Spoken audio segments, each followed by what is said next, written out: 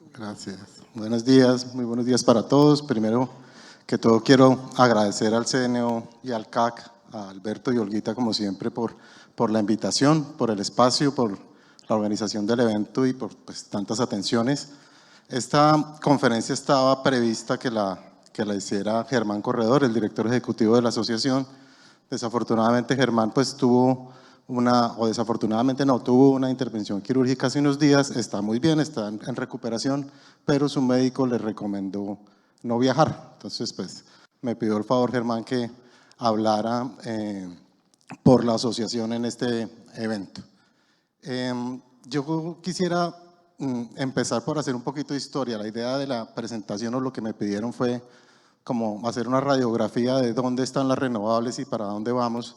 Y a mí me parece relevante hacer un poquito de historia, y cuando hablo de historia no hay que irse muy lejos, y cuando uno habla de renovables en Colombia pues no tiene que irse muy atrás en la historia, y yo decidí como tomar como año base cuando hablamos de historia. Aquí aparece 2017, pero me gusta tomar como año base el año 2016, que fue el año en el que se fundó, se consolidó Ser Colombia. En esa época, en el 2016, algo así como 14 o 15 empresas decidieron constituir esta asociación precisamente en búsqueda de conseguir, digamos, lineamientos de política energética, un marco regulatorio y, digamos, un espacio para que las renovables no convencionales pudieran competir en nuestra matriz eléctrica. En el año 2016, cuando se arrancó Ser Colombia, digamos que el panorama no era muy claro. No nos hubiéramos soñado, yo creo, llegar al año 2022 con lo que estamos viendo y con que el foco de todas las discusiones se centrara tan rápidamente en las renovables no convencionales. Y si uno mira el plan de expansión indicativo de generación de la UCME del año, ni siquiera del 2016, sino del año 2017, y que fue digamos, aprobado en el año 2018, pues uno ve que la UCME tampoco lo veía tan así. Digamos que las renovables no convencionales hace 6 años no eran el plan A ni eran el plan B del sistema. Nosotros vemos que en este plan de expansión 2017-2031, pues lo que se preveía era una expansión del orden de los 5.000 megavatios, 6.000 megavatios. Hidráulica, Hidroituango, sí se veía, digamos, algo de eólica, 1.200 megavatios, pues eso ahí no había que ser muy listo para eso, pues estaba la línea, ya estaba, no se había adjudicado la línea de La Guajira, pero ya estaba, digamos, en los planes. Se preveía que para el año 2031 íbamos a tener algo así como 1 giga de generación solar a gran escala y 500 megavatios de generación distribuida solar y, digamos, expansiones adicionales importantes en gas y carbón. Entonces, digamos que ese era el panorama. Por otro lado, en términos de registro de proyectos, esto es al cierre del 2016, creo, no del 2017, pero en términos de registros de proyectos de generación en fase 2 en la UCME, que era como la guía en ese momento, estábamos hablando de algo así como 5.000 megavatios hidráulicos en desarrollo, 1.300 solares, 1.600 eólicos, que son los mismos que estaban en el plan de expansión, y más de 2.000 megavatios térmicos. Entonces, eso en un escenario en el que teníamos una señal de política pública. La primera señal de política pública para las renovables, digamos, de fondo que tuvimos, que fue la ley 1715-2014, y digamos que eso despertó un interés sobre todo de inversionistas internacionales que ya habían vivido estas cosas en otros países, de esas primeras señales de política que van a redundar en una avalancha de desarrollo de proyectos. Aquí empezaron a llegar muchos inversionistas que ya habían vivido este tipo de coyunturas, españoles, franceses, italianos, muchos que están todavía acá en Colombia, pero con muchísimo escepticismo de los jugadores locales. Escepticismo y de alguna manera, no sé si es apropiado decirlo, algo de oposición. El objetivo principal de Ser Colombia cuando se fundó y cuando yo tuve la oportunidad de ser el primer director ejecutivo de las empresas, lo que me dijeron es: mire, Lucio, necesitamos 2 cosas, que la ley 1715 se reglamente. La ley 1715 era del 2014, estábamos a mediados del 2016 y eso no había logrado avances en reglamentación. Y necesitamos que, como ha pasado en muchas otras geografías, se cuente con mecanismos de subastas, de contratos, llamaban ellos y siguen insistiendo, y ahora todos hablamos en esa terminología, PPAs de largo plazo, porque el mercado colombiano pues ni contrata PPAs ni son de largo plazo. Esos eran como los objetivos en 2016. Entonces, digamos que con ese recuento, ¿cómo estamos ahora? ¿Qué pedíamos? Política pública. ¿Qué pedíamos? Marco regulatorio. En el 2016 poco teníamos, fuimos avanzando. Yo creo que el 2018 fue un año que fue muy trascendental en términos de la reglamentación de la 1715 y en términos de señales de política. Pero así como en el año 2016 estábamos como cortos de política energética, yo creo que parados en el 2022, y esto es un mensaje muy especial para el nuevo gobierno, que ojalá haya representantes del gobierno en el foro, y es, nosotros parados en el 2022 estamos con una sobredosis de política energética. O sea, los últimos 6 años estamos ya agobiados de tanta política pública, tanta política energética. ¿A qué me refiero con eso? Es que es probable que no sea necesario barajar de nuevo y arrancar de nuevo cuando ya hemos hecho un montón de diagnósticos y cuando ya las señales de políticas lo que han hecho es dar las señales para que un montón de inversionistas, como vamos a ver más adelante, estén apostados por el país, por el sistema, por las renovables. Nosotros arrancamos en términos de política pública después de la 1715, el decreto 570 del 2018, gobierno Santos, al final del gobierno Santos, que fue el que sentó las bases de los objetivos de política pública para que se buscaran herramientas para que se consiguiera en Colombia tener mecanismos de contratación de largo plazo. Eso pasó a finales del 2018. Pasamos por una segunda derivada de la ley 1715, que es la famosa ley de transición energética. Tenemos una hoja de ruta de eólico offshore, tenemos una hoja de ruta de hidrógeno, tenemos un decreto para impulsar la geotermia, tenemos un decreto para impulsar la masificación de los recursos energéticos distribuidos, pero sobre todo tenemos una hoja de ruta de un trabajo muy serio que se hizo en el gobierno pasado de la misión de transformación energética, que yo tengo que decir que esa es, independientemente de qué gobierno la haya impulsado, pues ese fue un trabajo de casi 2 años muy serio, hecho por expertos internacionales, expertos nacionales, sin ideología política, técnicos, que sentaron unas bases para las reformas que requiere el sistema a futuro. Esto fue un análisis de los expertos y que después contó con la participación de todo el sector y que tiene una hoja de ruta que yo invito pues al nuevo gobierno que pues la revise rápidamente, la decante y empecemos muy rápidamente a implementarla. Ese foco, esa hoja de ruta y esa misión de transformación, si ustedes recuerdan, incluía 5 focos que abordaban todo y muchas de las cosas que más le preocupan al nuevo gobierno. Había un foco primero enfocado en las reformas del mercado, un foco dedicado al tema de la transformación en gas como combustible de la transición, como nos decían esta mañana, no podemos estar más de acuerdo en eso. Un tercer foco que hablaba de las reformas a los sistemas de distribución, la participación del usuario, los recursos energéticos distribuidos. Un cuarto foco muy importante para este gobierno y que me parece que los expertos en ese foco hicieron un trabajo sensacional que tenía que ver con todo el tema de subsidios, ampliación de cobertura, el funcionamiento del IPSE, un montón de cosas que, un análisis muy bien hecho. Y un quinto foco dedicado al tema institucional, que es además las reformas que requiere, el fortalecimiento que requiere nuestra arquitectura institucional, fortalecimiento y no debilitamiento. Entonces, un poco el mensaje es, en términos de política estamos sobrediagnosticados, yo creo que estamos un poco abrumados, uno no alcanza a digerir y para terminar tenemos, digamos, una política de Estado a través de un documento COMPES.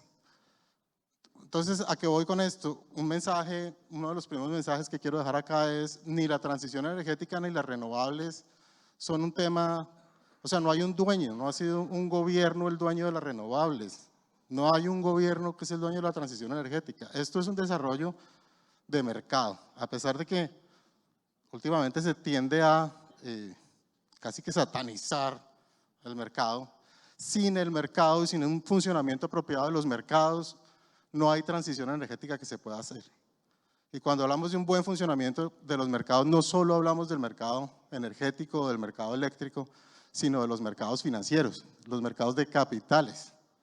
La transición energética en Colombia y en el mundo se da porque hay disponibilidad de recursos. Eso no se da porque yo me paré un día y decidí hacer la transición energética. Yo voy a ser el dueño de la transición energética. No. La transición energética se da porque el único consenso que hay en el mundo de los compromisos ambientales de COP21, COP25, COP26, del que viene, no se han puesto de acuerdo en las metas. Los países desarrollados, los más emisores, versus los en desarrollo que no emitimos, ahí no hay consenso. Pero el único consenso que hay es que la destinación de fondos del capital en el mundo es en proyectos de transición energética, en proyectos de descarbonización, en proyectos de digitalización, ¿cierto?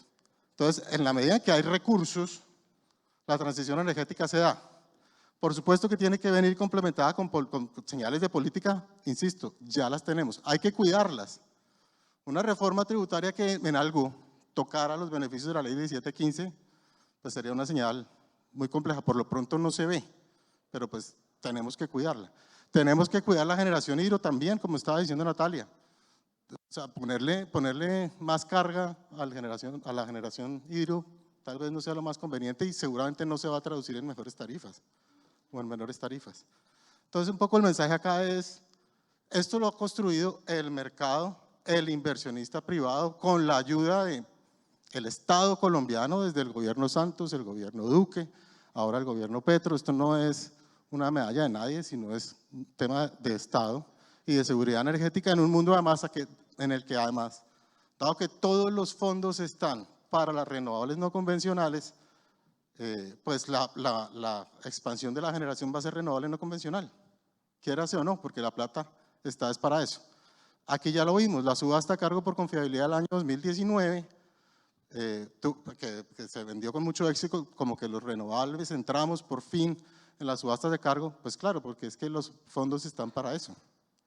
Y para gas, pero no hay fondos, o no parece haber fondos para carbón, para termodiesel, no hay fondos. Entonces, pues no va a haber proyectos. ¿Ok?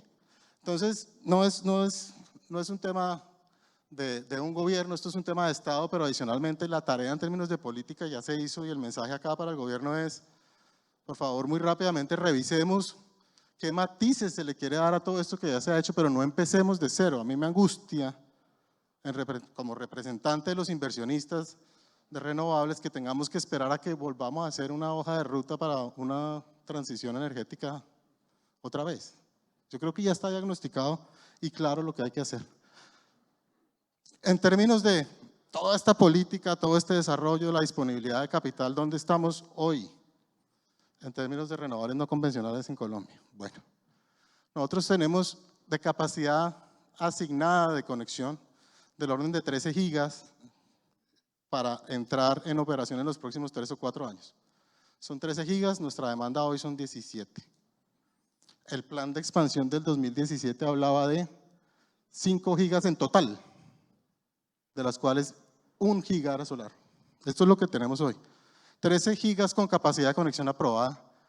En el nuevo balanceo de la regulación para organizar todo este desorden que había en la asignación de capacidad de conexión, con el deadline de julio de este año, se presentaron o están bajo estudio de la UME 55 gigas adicionales. 55. ¿Cuánto de eso se va a adjudicar? Pues yo creo que evidentemente no hay cama para tanta gente, pero hay gente desarrollando el equivalente a 55 gigas adicionales.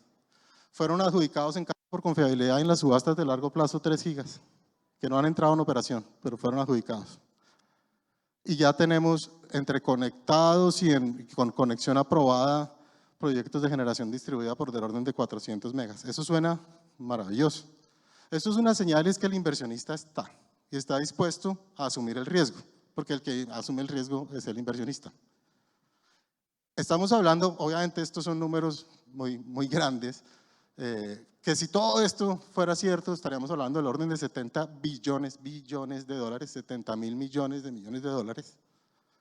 Estamos hablando, eso con el devaluado peso a 5.000, pues eso da, no sé, 350 trillones de pesos. No sé cuántas reformas tributarias a eso. Obviamente que no todo eso se va a desarrollar porque no hay cama para tanta gente, no hay red que reciba tanto. Pero pensemos que estamos hablando del 10% de eso, 6 gigas. Estamos hablando de, si uno hoy en día, para discutir si el megavatio solar está a $1.000.000, está a $800.000, yo creo que está más del orden del $1.000.000 con todo lo que ha pasado. Entonces, en números gruesos hablemos de 6 billones de dólares, 30 billones de pesos de inversión que está lista. Nosotros no creemos que podamos darnos el lujo de quedarnos esperando a ver qué va a pasar. Hay señales, el inversionista está listo, pero hay señales que para el inversionista generan incertidumbre, inquietud. Una tasa de cambio a 5.000 embolata mucho esto. No le conviene a nadie. Y las señales tienen que ser claras, entendiendo además que siendo renovables y apostados por las renovables, mucho de este fondeo viene, por ejemplo, de empresas de oil and gas.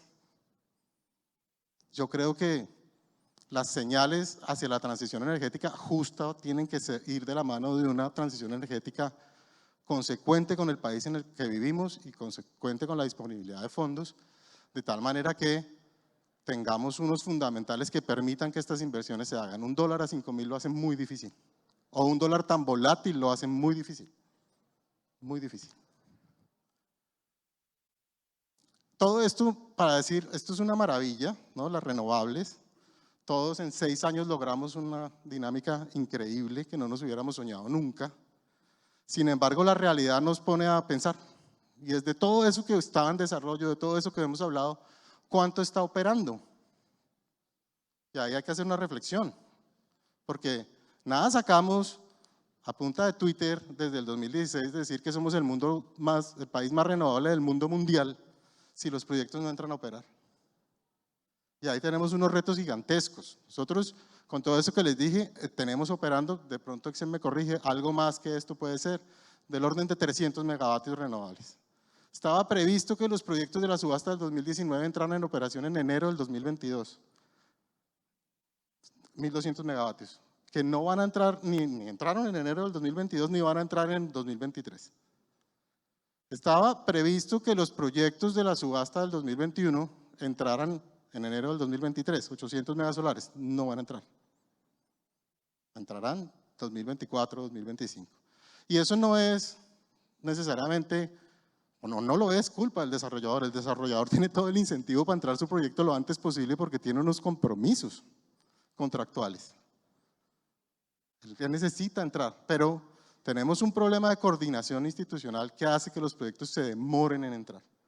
Y es ahí donde uno creería, o uno como industria busca el apoyo de un ministerio, del definidor de política, es, señor o señora ministra, necesitamos de su ayuda para que nos sentemos con el Ministerio del Interior, con el Ministerio de Ambiente, como política de Estado. ¿Qué tenemos que hacer para que los proyectos entren a tiempo? ¿Qué tenemos que hacer en términos de la consulta previa, licenciamiento ambiental? Porque es que el tema de que los proyectos entren o no, no es simplemente allá el inversionista, es un tema de seguridad energética, es un tema de confiabilidad. Entonces, insistir nuevamente, miren, el diagnóstico ya está hecho. ¿Qué necesitamos? Agilicemos. Es que en el sector llevamos diagnosticando un montón de cosas como 20 años y todo el mundo ya sabe lo que hay que hacer, pero pues no se hace. Nosotros en esa época de cuando arrancamos Ser Colombia, además de lo que les conté, la reglamentación de las 1715, el tema de los contratos de largo plazo, había un montón de cosas. Necesitábamos que hubiera una fórmula en FIC para las solares y para la eólica, y salió, ya está. Hemos venido diciendo insistentemente, a pesar de lo que algunos nos decían en esa época, nosotros sí creemos en el cargo por confiabilidad, es un mecanismo que funciona. Nunca hemos dicho lo contrario. Lo que sí hemos dicho es, oiga, el mundo cambió, el mecanismo de cargo por confiabilidad se diseñó en el 2006, el mix de generación va a cambiar, hay que revisar si el producto de cargo por confiabilidad tiene que seguir siendo el mismo. No simplemente que la revisión a los mecanismos de cargo por confiabilidad se enfoque en si le subimos o le bajamos la ENFIC a alguien. Es que tal vez el producto ya no es el mismo cuando tenemos un montón, una avalancha de generación renovable no convencional que va a entrar, cuyo principal atributo no es la firmeza, pero que sí complementa muy bien la matriz que tenemos y que tiene cómo aportar en términos de energía en firme. No es que no aporte, tiene que aportar y puede aportar. Las reformas al mercado están sobrediagnosticadas, eso se miró en la misión de transformación energética, la CREC ya puso sobre la mesa, digamos, para comentarios de todos y para construcción de todos, un montón de reformas que venimos pidiendo hace años. El tema del despacho vinculante, del intradiario, de los servicios complementarios, todo eso está, eso lo que hay es que implementarlo ya, porque si este va a ser un mercado con un montón de renovables, la forma del funcionamiento del mercado actual no funciona para las renovables no convencionales. Y eso ya está diagnosticado. Entonces lo que hay es que acelerar, no seguir dándole vueltas a la política. Las subastas de expansión. Nosotros sí creemos que es necesario hacer una subasta a cargo por confiabilidad y llamarla ya. Yo creo que no hay tiempo que pensar porque el país necesita esa energía firme en el corto plazo. Yo creo que esa discusión no amerita dilaciones. Subastas de contratación de largo plazo, pues siempre serán bienvenidas, que el gobierno, digamos, facilite la contratación de largo plazo, obviamente con una adecuada planeación en los tiempos para esos proyectos, en cómo se hace de la mano de los planes de expansión de la UME, una cosa bien organizada y bien planeada. Pero sobre todo una cosa en la que hemos venido insistiendo desde hace mucho tiempo es ¿qué vamos a hacer con los mercados de contratos? ¿Qué vamos a hacer con la liquidez del mercado? Otra de esas cosas súper sobrediagnosticadas. La CREC avanzó con la resolución 114 del 2018. Súper buenas noticias recientemente de que las transacciones de Derivex ya se pueden trasladar al usuario final. Derivex es un grandísimo complemento y una herramienta buenísima de gestión de riesgos para una renovable no convencional. Sin embargo, Derivex es un mecanismo de contratación de futuros, no de contratos de suministro, además de hasta 6 años. Entonces, sirve para gestionar el riesgo, pero no sirve para apalancar la financiación del proyecto o como principal apalancador. Entonces, hay que acelerar en la revisión de los otros mecanismos que están propuestos, de la bolsa mercantil y todos los que lleguen, para facilitar la negociación de contratos, para darle liquidez a este mercado y que el gobierno no se tenga que encargar de hacer subastas, que yo creo que no es ni su misión ni lo hace tan bien. Eso hay que dejarlo que lo organicen los que saben de eso.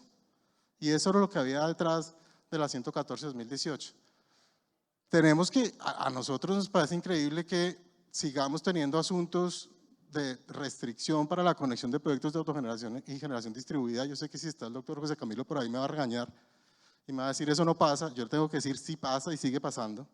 Vinculado al contrato de respaldo, que sí entendemos que está en la resolución de metodología de remuneración de la actividad de distribución, y la CREC dice hay que esperar a que revisemos eso para revisar el contrato de respaldo. Yo creo que eso no debería ser así.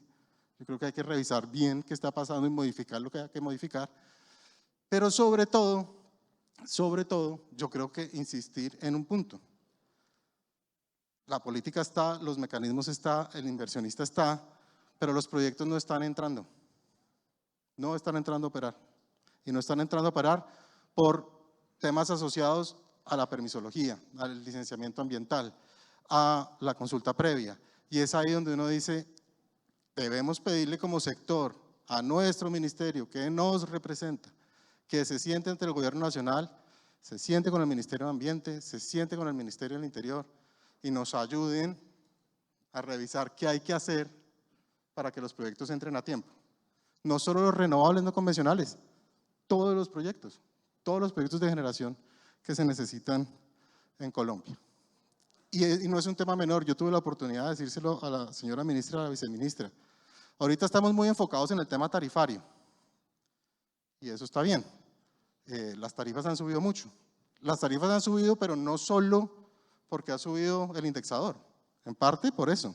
Pero cuando uno revisa qué ha pasado con el precio del mercado de contratos de generación, uno ve que ese precio ha subido en los últimos 2 años algo así como entre el 30 y el 40%, mercado de contratos. O sea, uno en el mercado de contratos hace 2 años contrataba energía a 195 pesos y hoy en día la está negociando año vista a 350, y si hablamos de largo plazo, estamos hablando de contratos a 250 pesos. Eso es una locura.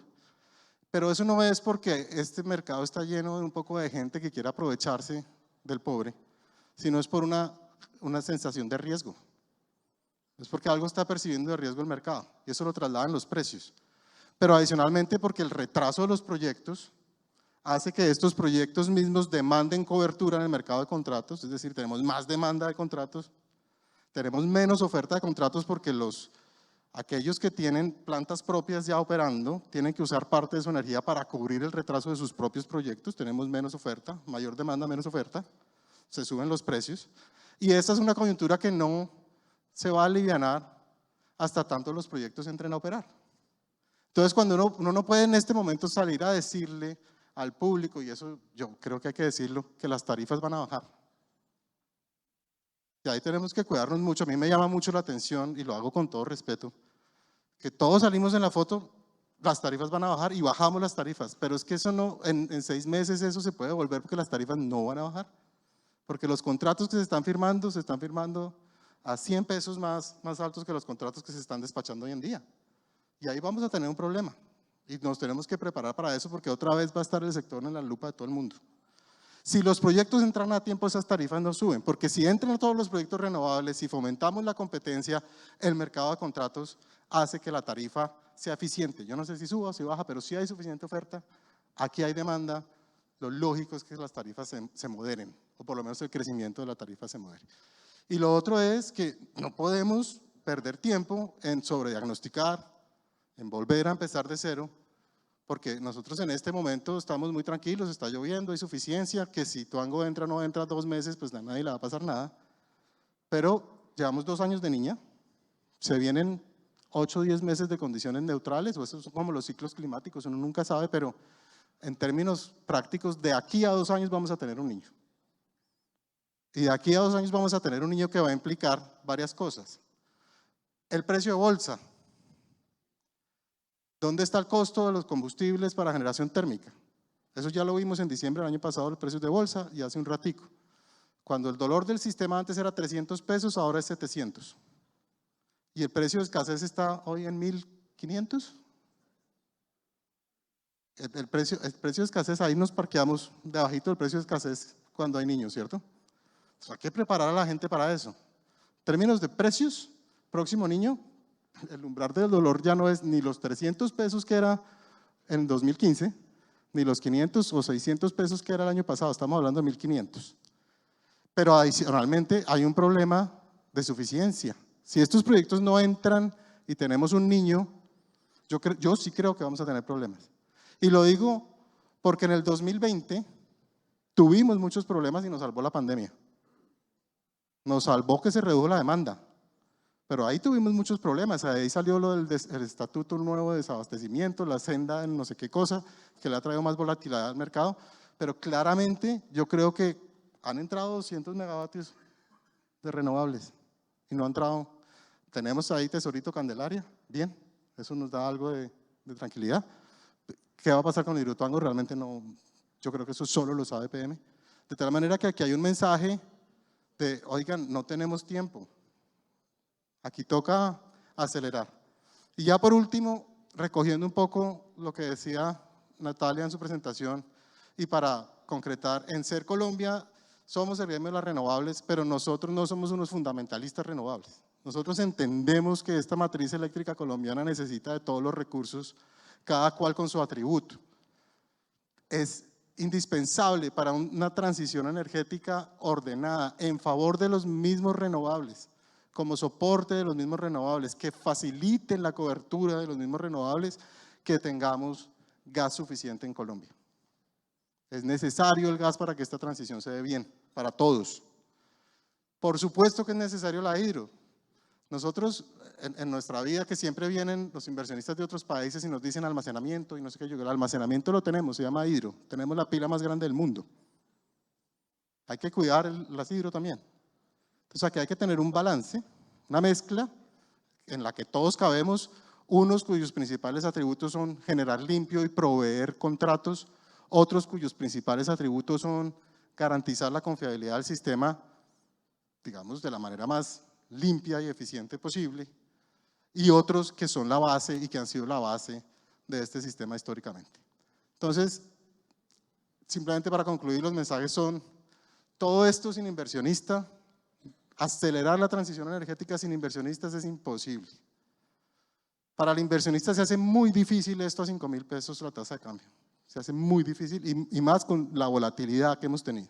Es muy difícil, porque estos son proyectos intensivos en capital y con retornos de largo plazo y retornos más bien modestos. Estos son retornos en el mejor de los casos de 12%, si les va bien. Y que esa volatilidad del dólar no ayuda para que eso cierre financieramente.